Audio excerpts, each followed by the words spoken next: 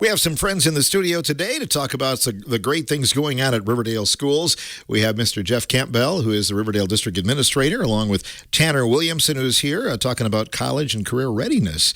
And student Alex Schneider, a senior this year at Riverdale, is here. And Chris Simonson, as we've talked about before, wearing many hats, including directing and coaching and all kinds of things. We'll start with you, Mr. Campbell. How are things going?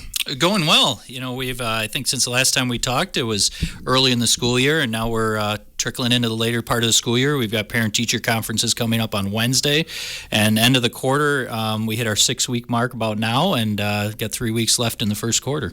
How is the school schedule running this week then? Do you have a day off then with the? We do, yeah. So what we did as kind of the school board suggests as a way of cost savings measures is we went from those 13, 14 early release days earlier that we had where we'd get out at like 1 o'clock. Instead, we're doing full days to save on some cost of paying for lunches and paraprofessionals and bus drivers and that. And we have full days off, so we also incorporate our parent-teacher conferences in that. So the morning will be professional development for our staff from about 8 till noon. They'll get a little break for lunch, and then we'll take off from 1 to 7:30 is our parent-teacher conferences. And everything, one change we also made with that a couple years ago is we schedule everything online. So parents are able to schedule them online. So even the teachers at the junior high school, it flows a lot better. They know exactly who's coming in when, and parents can fit it around their schedule a lot easier than kind of standing in line and waiting to get in for a teacher. And sometimes that holds them up and they can pop from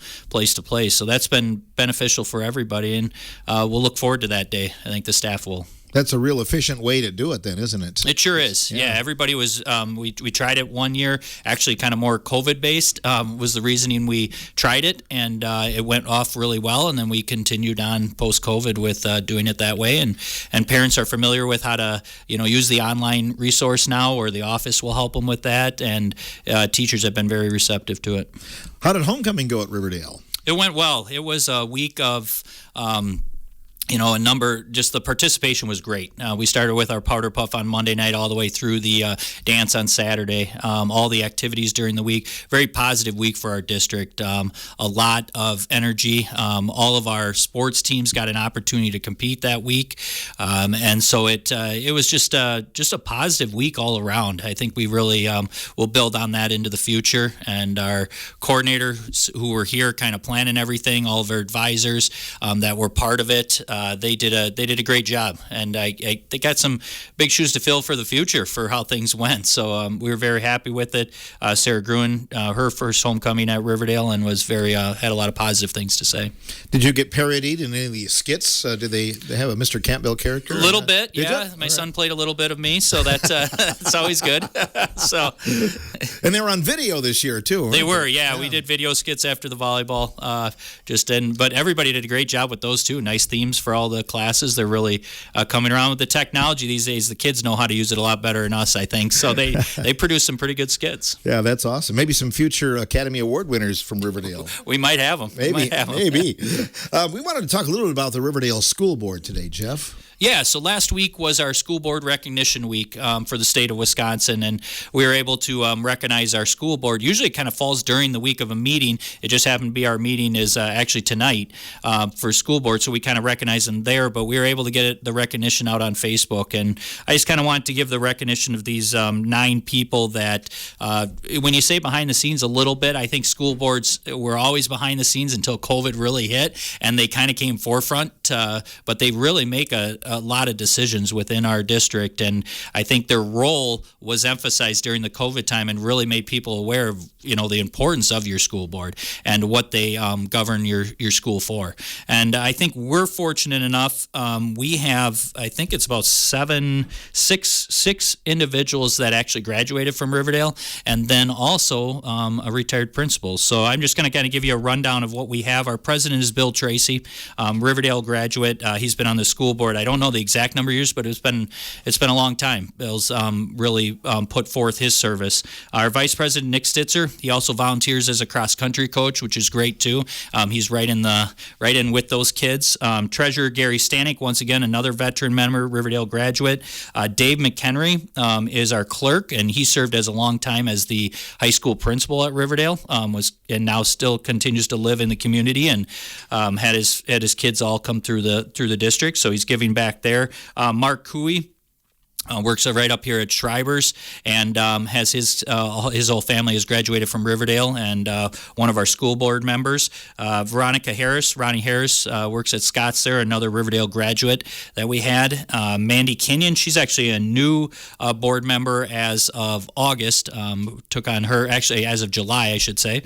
And then Riverdale graduate there, and the last two are also Riverdale graduates. Darren Miller, which has had kids go through the district, and then Darren Meese came on a couple years ago, and he's also a Riverdale graduate. So very, very proud of these people and the way they handle themselves and the way we're officially able to run our school with their support.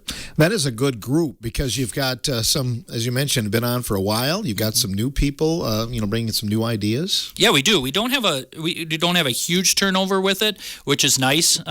We just had one resignation this past year, Travis Hudson, who had spent 10 years on our school board. So his daughter had moved through, and it was he said to move on. So it allowed somebody else with a little younger family to jump on there and really be part of our board, and bring those. And it's always nice, like you say, to bring new ideas and fresh ideas to it from the things that they see from the outside. You as administrator work closely with them, don't you?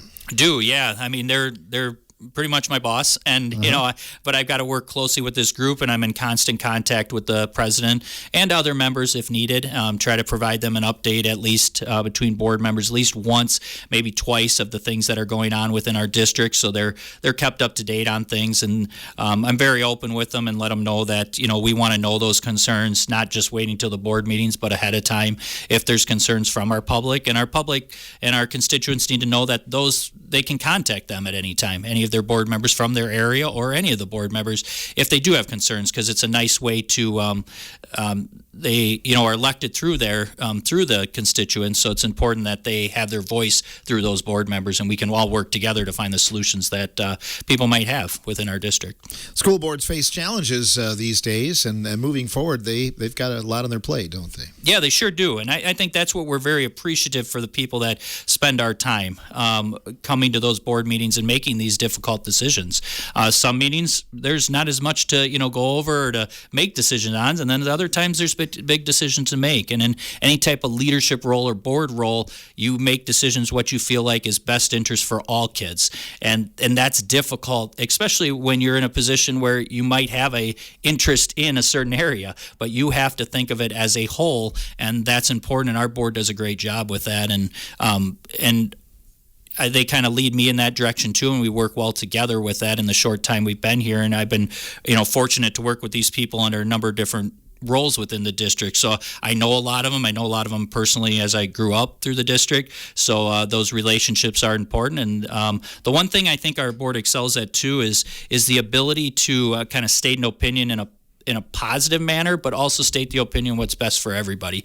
And they go back and forth and have some constructive conversations that benefit the district. And that's what I appreciate the most out of this group of people. We're just grateful that people step forward and serve, aren't we? Oh, definitely. Yeah. It's not easy, not an easy job at all. No, not at all. Well, you brought along some friends today that help make Riverdale tick, right? Yeah, sure did. So we've got a number of people here, including a student, and I think this is something that we'll continue to do throughout the next couple months. We want to just kind of showcase what we do at Riverdale, and it's nice to get these staff members right in front of the mic too. Indeed. Here he is wearing another hat today, Chris Simonson. He's a regular on the morning show these days. How you doing? I'm well. Thanks for having me here, Phil and Jeff. Let's talk a little bit about sports right now. You're the cross-country coach, and you just recently had one of the biggest meets in the area on Saturday. How did that go? Went very well. Yeah, big meet. 24 total teams, 668 runners were registered, I believe. A lot of kids, lot of exciting races. This invitational has grown from the 6 or 7 teams that it began with close to 30 years ago. I believe this was the 25th or 26th year that Riverdale has hosted this. I would have to go back through the records to be sure, but the meet continues to grow, and it's a nice tune-up for conference, which is coming up for most schools here next week. And you get the opportunity to host this. This is a great thing for this year's team, isn't it? It really is. You know, our kids especially love to run here, but we find it's a favorite of a lot of other teams because, well, as you know, down here in the Wisconsin River Valley, there are no hills on our course. So it's an incredibly fast course, and kids just love to come and run here. I was speaking with the coach from Reedsburg on Saturday. They were adding another meet, and he joked with them, just to kind of fool with them a little bit. He said, well, we're picking up this other meet so that we'll know what we're running at sectionals, and I think as a result we're going to drop Riverdale. And they said, no, not really, because I didn't think you guys, no, we want to go. So, this is a favorite of an awful lot of teams. Got a lot of really good times on Saturday, too. Fantastic times. You know, again, the course is, it's well-groomed. It's a beautiful course once you get on the DNR land back in the trails with the woods and things like that, and through the park down by the river. But, yeah, it's a quick course with a lot of runners. Weather looks to be pretty good for Thursdays. Oh, you've been fortunate. You haven't had bad weather days often, have you? We have not. Other than the basketball night run a few weeks ago, that was rescheduled to the following Friday night because of lightning happening. We got in our middle school girls race, and at that point they said, let's head to the buses and see what's happening, and we never came back. So they rescheduled it for the next night. But other than that, we have had fantastic weather all season, and it looks to be good on Thursday when it's our turn to host the SWAL conference meet this year. I had to think when you had the number of runners you did Saturday at Riverdale, it's really an advantage to get off to a good start, because if you get stuck in the back somewhere, you're going to be really having a hard time getting around everybody, aren't you? It is, and that's one of the things that we talk to the kids about in our coaching, in our strategy coaching. Because you've got about 100 meters or so, and it narrows up pretty quickly to a spot about 12 or 15 feet wide where you can run comfortably, and then a couple of 100 meters after that you turn right into the woods, and there are places where it's only 6 feet wide. So you need to get out and go and make sure you're in a good spot so you don't get bunched back in. And inexperienced runners learn that real quickly. These coaches, what do they know? I'll be fine right here. I couldn't get past anyone. Yeah, that's what we told you. So, It's a great conference that you compete in, and that's probably the only detriment is that you're looking at some state caliber runners and teams right there in the SWAL, aren't you? Boy, we are, and it's been that way for a long time. Before the old SWAL became the new SWAL, and the Southern Eights and all of that kind of stuff. But we've got quality teams who have won state. Fenimore, Boscobel, Iowa Grant, Darlington are in our conference, and they have all won state since we've been a conference. So, Boscobel boys had a big day on Saturday too. They did. They ran very, very well. Yeah, they've got a solid team, and on Thursday we're going to see Fenimore's girls, and they are tough as nails as well. So some really great athletes, and the real athletes like to compete against the best, as opposed to just saying, oh, you know what, I can beat everyone here, so this is nice. So it's a great opportunity for all the runners to show what they're capable of as a nice tune-up for then the regional meet, which would be happening the next week, either Friday or Saturday. Not only coaching cross country, but moving indoors. You're one of the co-directors of the One Act Play. I had to think you should go back to full time so then you don't work as hard. Then I'd have to give up my job here. Is that what you're hinting at? No. It's just like you're busier now than you were a few years ago, it seems like. I laughed at retirees who would say that. I'd say, well, it must be nice to be retired. And to a person, they would say, I am busier now than I was when I was working. And I laughed and thought, yeah, right. They were right. and but that's okay. I'm doing the things that I want to do in retirement, so that's a lot of fun. Yeah, it's nice to be able to be back working with the kids on theater things. Yes. And who is your co-director? Co-director is Catherine Benedict. She is a paraprofessional within the district. This is her second year at the district, and they moved here from Yuma, Arizona, a year ago with their daughter, and she was involved with the plays last year, and when we had an opening for an assistant or co-director, Catherine came forward and said, "You know what? I have an associate's degree in theater," and we said, "Yeah, baby." So, so yes, please come join us. Please come help us, and things are going well, I feel. Tell us about this year's play. What's the title?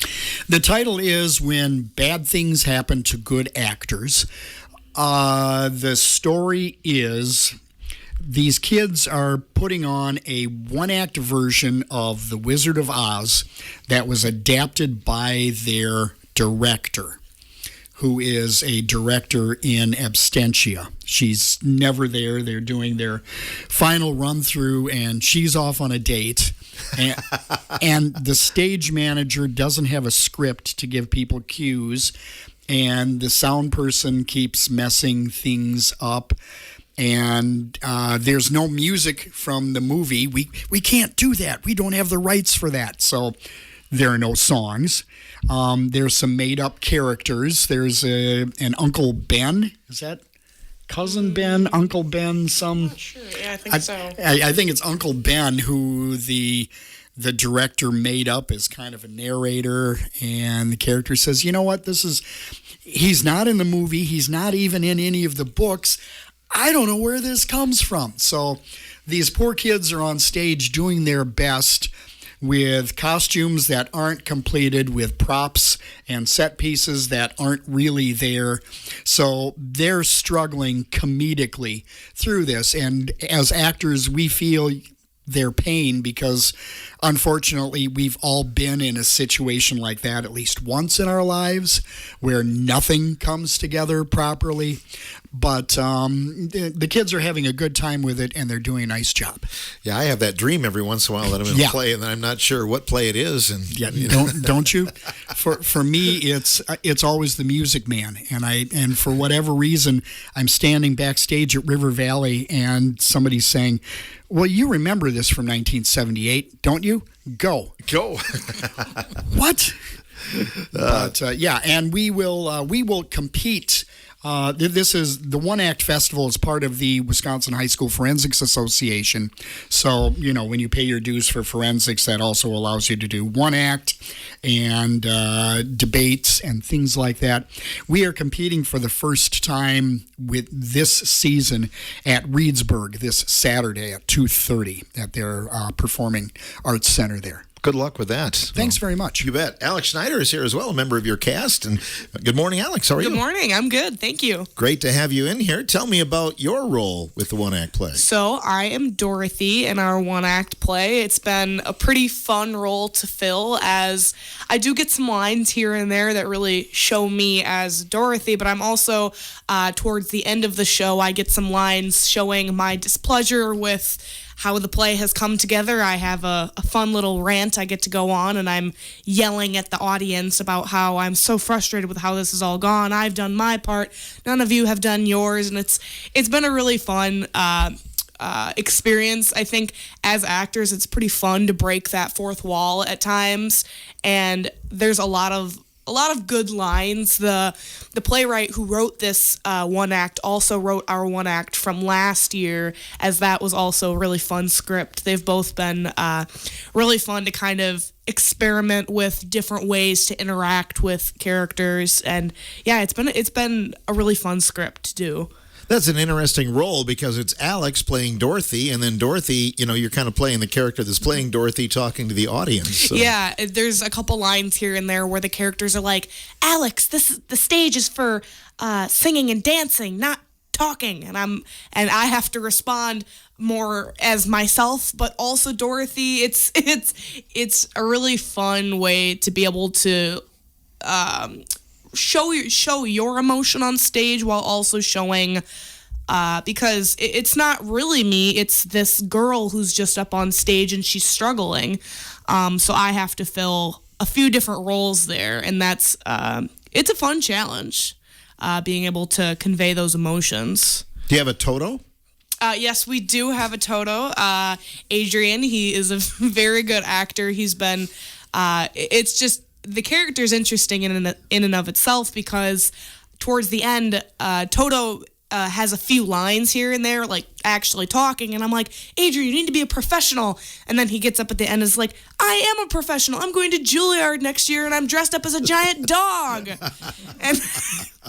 and it's just, like I said, being able to break that fourth wall with some of those characters is really fun. And I was curious when I got the script, I was like, oh, who's going to be our Toto? But Adrian has filled those shoes really well. Experimenting with our different barking sounds has been lots of fun. That's awesome. You've been involved in a lot of Riverdale productions, haven't you? Yeah, so I joined my sophomore year. I wish I could say I joined my freshman year, but, I've loved every minute of it since I have joined. Sophomore year, we went to, I believe, District with How to Get into College. And then last year we went to State with iChorus. That was a ton of fun. And then we have this year's one act.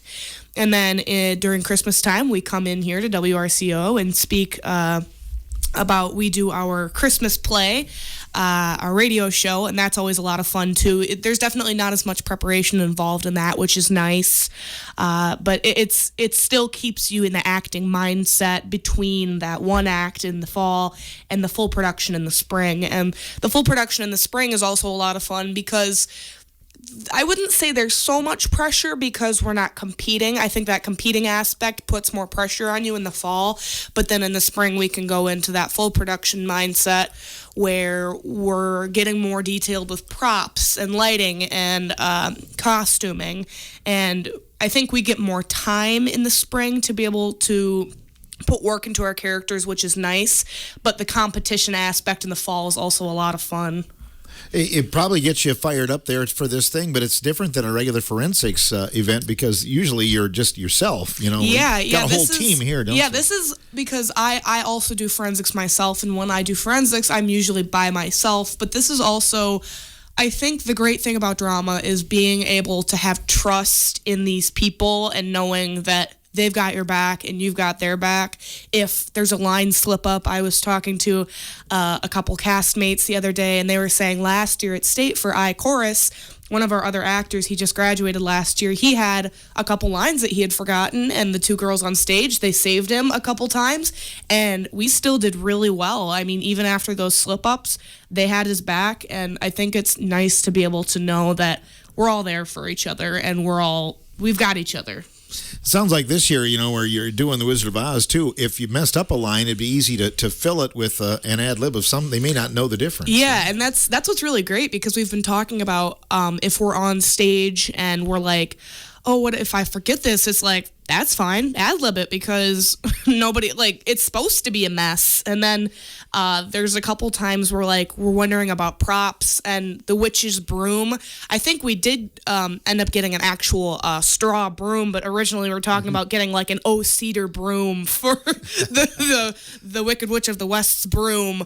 And so it's just fun to be able to experiment with bad props. And considering Riverdale has a small drama department, I think this is a very versatile show to be able to work with whatever size drama department you have, because we don't have as much money as maybe other schools do, or we don't have the space to be able to build these large sets. So if we can say, oh, this is how it's supposed to be, then we have a reason to not have as many things, which is nice. What are some other clubs you're involved in at Riverdale, Alex? Well, in the fall, I'm involved in drama, and I'm also in Leo Club, which is an all-year thing. Mr. Simonson here is the advisor for that, and that's an organization. We volunteer and help with things. It's nice to be able to help people in the community with that. And throughout the year, I'm also involved in Educators Rising. It is a new club. It was formed in 2016, and I think we just reached our 100 club mark for the state of Wisconsin, I think just this year. It's just for students who aspire to be an educator someday or somewhere in the education field, whether that's a paraprofessional, a student aide, a principal. It could be anything. And that's nice because we meet with a lot of teachers, and we get to talk about the things that you don't really hear about on the day-to-day. We talk about what it means to become a teacher, what you have to do to become a teacher, and all of those things. And this year, me and my friend Chloe Franklin, also from Riverdale, we are involved. We are 2 state ambassadors for Educators Rising, which means we will be planning a lot of the events for the year for Educators Rising, which is nice. It's fun to be able to be in that leadership position and take on those roles where we can make decisions collectively. And it's nice to be able to speak with people from other parts of the state that are also involved in the club. But moving on from that, again, drama is an all-year thing because we have our 3 productions. And then in, I would say about March, February time is when forensics and solo and ensemble really start to get rolling. Forensics, again, it's all WISDA, Wisconsin Interscholastic Dramatic Arts Association. That's a kind of a mouthful. But forensics, in the past, I have done prose speaking, which is where I just read almost a short story, and then I'm graded based on eye contact and tone and all of those things.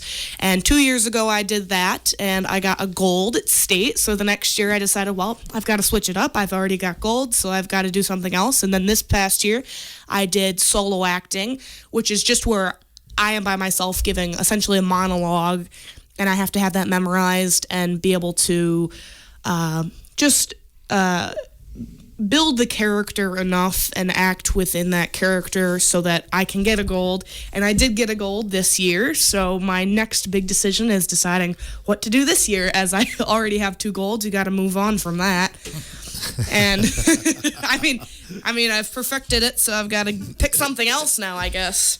Radio broadcasting. Yeah, I have thought about radio speaking, as 2 friends from Riverdale have also done that, and they've enjoyed it and done well. So I think that'd be interesting to do. I'm getting my practice in right here. Right here. Yep. Do you want to get into education though? Education is. I think I like being able to help people, and I'm a music student. I enjoy music a lot, so I think a very possible job for me is being a music teacher, because I want to be able to use music in my everyday job. I think I want to be able to use what I've learned here in my future job. I don't want to go into a job where I'm not using what I've learned, and I think music would be really fun. And also to be able to share my love for music with students.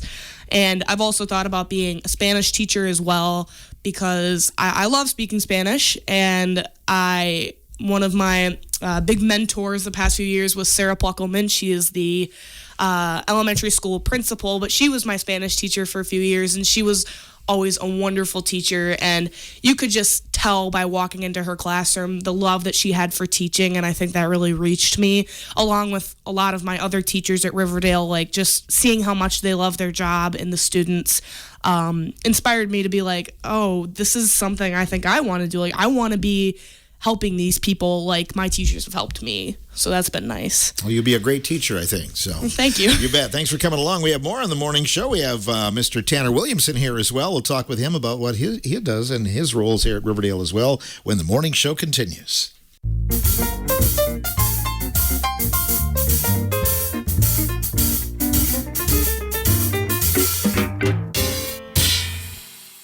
We have some friends from the Riverdale District in the studio with us today. Tanner Williamson is here, who is a special education teacher in the Riverdale District, but also college and career readiness coordinator. And Tanner, you've got a lot of things to talk about here today. The program's going well, it sounds like. Absolutely. We have a lot of great offerings at our school.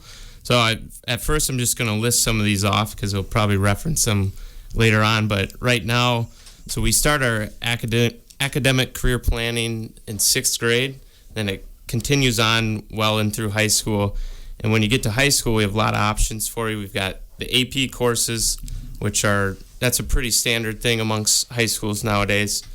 And then we got transcripted credit classes, which is like working through Southwest Tech, and CAP classes also. That's a partnership with UW Oshkosh.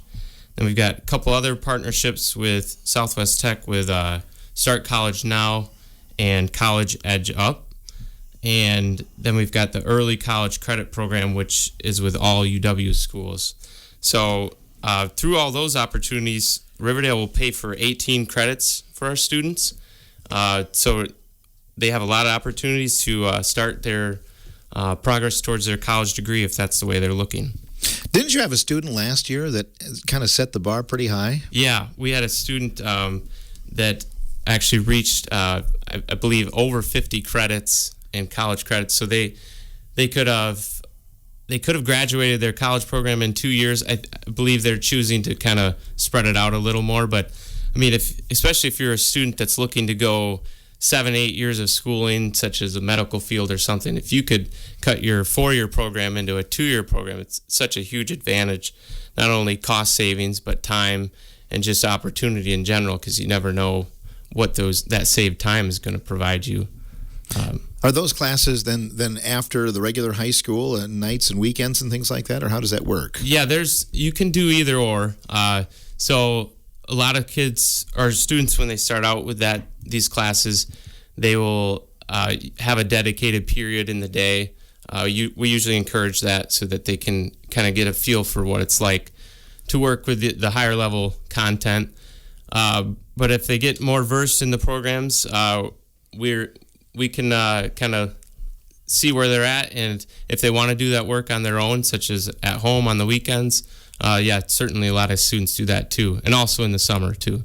Southwest Tech is right there in your backyard, basically, at Riverdale. You work quite a bit in partnership with them, don't you? Yeah, yep. We have a lot of different working partnerships with Southwest Tech. I'm pretty lucky. I get to work with my sister, who's their dual credit coordinator, Brianna Fortney. So we work hand in hand, kind of making these opportunities or keeping them available and just getting everything going. But yeah, our students really do a great job of utilizing those programs, and our staff do a great job of, if there's an opportunity that we aren't offering, let's figure out how we can offer that too. I think that's a great thing that sets our staff, our school in general apart, or just makes it so successful, is that our staff take these our relationships with the students very seriously and put a lot of intentional effort into the students.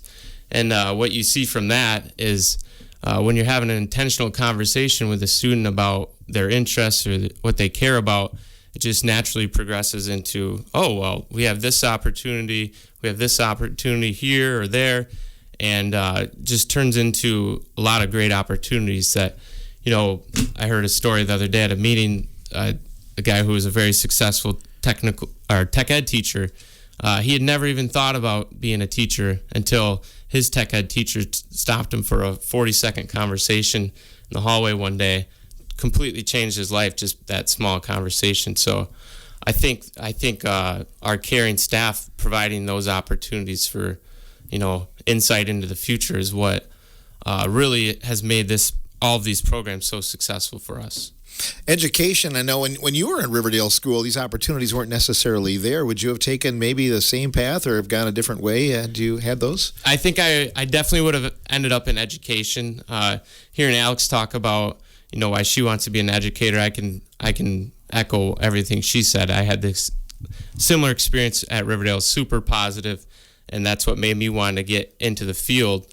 But yeah, the options have certainly changed. When I went through high school, there's youth options was the main opportunity, and I left high school with about 3 credits, which was great, I thought. Mm-hmm. But now when you hear about students leaving with 50, 20, 30, 40, 50 credits, yeah, it's the opportunities have certainly increased, and it's obviously a great thing for our students, especially the ones that are aiming towards a college degree. But I think in the past couple of years, the emphasis has kind of switched from let's get them ready for college to just let's get career ready. And we have a lot of opportunities in that area too. You have several students who are doing the school to work process as well? Yep, we have 20 plus kids that are working in work experience. And then we also have the youth apprenticeship program, which is sometimes used through the school to work program. But just a great opportunity to get out into the community and start getting some, on the job learning and use the skills that we're teaching them in our classes too. This has to be rewarding for you to see students excelling that. Can you talk about any other success stories? Yeah, there's a lot of them, thankfully. Right now we have a student that is really enthusiastic about a career in the medical field. She's a junior and she's almost halfway through the MA program, the medical assistant. So, and her goal is to be a medical assistant as she's going into further her schooling. So it's really cool to see the enthusiasm chasing down those dreams like that. Another student last year, we had a senior graduate the Southwest Tech welding program. So a week before his high school graduation, he graduated from college with his welding certificate. So, the opportunities for that or that provides are just endless. He's a year ahead, and that's just the cost savings and everything is just a great opportunity. I have a lot of students that come back to us that say, they took 20, 30 credits into college with them, and some of them go in as sophomores or even beyond. And, a lot of those students are looking to go beyond a 4-year program. And like I mentioned, just a huge opportunity to save that amount of time and money, of course. For area employers, they got to be really enthused about that, getting people into the workforce, which is badly needed, right? Yeah, absolutely. We're pretty lucky, I think, and I think it's something that's increasing is these partnerships with local employers, and it's definitely a goal that we want to keep pursuing. Is the thing I think in my head is keep the local talent local, and Jeff talked about our school board members. We're so lucky to have graduates still contributing to our school, and through the youth apprenticeship program through CISA 3 and the Department of Wisconsin Workforce Development, there's so many opportunities around here just in so many different fields to get those on-the-job experiences. And, most of these experiences go really well, and these students are able to network, these network opportunities that most people don't get until after they graduate college, really, and they're getting them before they even enter college, and it's just a huge advantage. And some partnerships. We have a lot of students working at Meister's right now. We've had some opportunities presented us to our students through Richland Hospital and Gunderson Bosco also, and it's becoming more common. It seems like that they want to get into schools so that they can hopefully grab the talent before it heads off somewhere else. For a student, too, I think it's important to get out in the community and make connections, because I remember when I went to school, you knew the people in your group, but you didn't know people in the community. It really helps to have those connections, too, doesn't it? Yeah, absolutely. And, our staff has done a great job in providing those opportunities outside of what I've already mentioned. Last year, we had a really successful career job fair. I think we had 35 plus employers present at that, and we send all of the junior high school building, all the students get to go through, talk with employers, and we get really great feedback from the employers, and just starting that networking right away for the students that, and sometimes it turns into a summer job, or maybe it's just a little exposure on what is available out there in the world, because that's usually a big thing is the students just don't really know what options they have out there. And then the other opportunity we did last year that was new was Alumni Day, and we brought in, I think it was 40 plus alumni members to present to our students, and it was in related career fields that they were interested in. And another great opportunity that really exposes students to holy cow, like never thought about that type of career. And also it was just really cool to see alumni members, they were fired up and they really enjoyed just trying to give back to the community.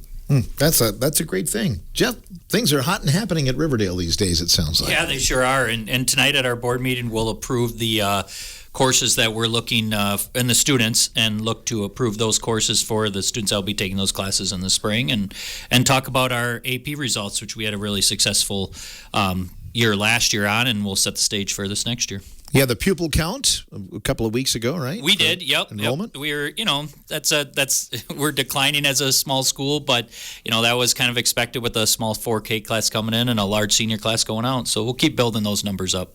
Did you want to mention sources of strength here today? Yeah, we'll probably have somebody come in a little bit in the future to talk about this, but this is a great mental health program, and the state's been a big push, and you'll hear a lot of that in the biannual budget of school districts getting more resources towards student mental health, because it's a serious issue that we're seeing with our students, and we need to tackle it. And we do a pretty good job with our focus on building relationships and making sure everybody has a person within the school that they can rely on, a staff member, and all kinds of staff members. But that is a program that we're running that we'll probably talk more in depth on a program coming up here. But Katrina Johnson, who's a Riverdale graduate, really runs this for a number of area schools and runs these grants.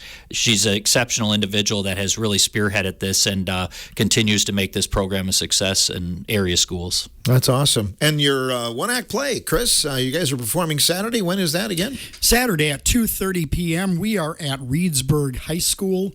There will be 3 schools there. We're at 2:30. Reedsburg is at 3:30. Barneveld is at 4:30.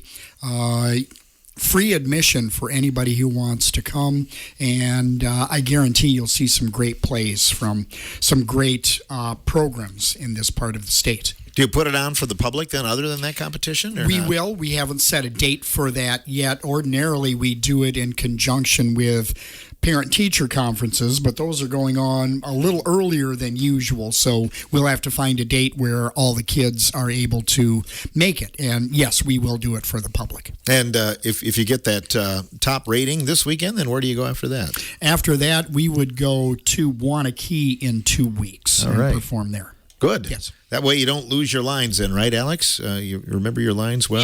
Yeah. It's the period between our first and second performance is always a bit nerve-wracking if we can move on, but a couple of people that have been in drama this year and last year, we all really like Wanakee High School. It's a nice place to go. Boy, howdy. It is a wonderful auditorium, and if you've been there before, or even to Reedsburg, even that is just a step up from what we have at Riverdale, and it's even if you don't get past your first level, it is a great experience being able to just go to one of those larger theaters and being able to meet other people in these programs. Mm-hmm. It's a lot of fun. It's like going to the Dallas Cowboy Stadium or something like that. And playing football, so. Sure it is. That big old scoreboard hanging down in the middle of things, yeah. Well, good luck this weekend, you guys. Thanks very much, Phil. And Tanner, it's an exciting time to be in education, it sounds like. Yeah, absolutely. At that same meeting that I mentioned earlier, the educator was talking about, he never feels like he goes to work. He's just going and doing what he loves, and I absolutely feel the same way, and I think Riverdale is a great place to be, so it's great. Good. Well said. Jeff, anything you want to add at the end here? No, I just look forward to this opportunity again next month. We'll bring in some of our other programming and some of our other staff of some things coming up in November and December. We'll look forward to it. You bet. Thanks for coming in. Thank you. Jeff Campbell, who is the district administrator at Riverdale, along with Chris Simonson and Alex Schneider, a senior at Riverdale this year, and also Tanner Williamson, who's college and career readiness coordinator and special ed director at the Riverdale School District.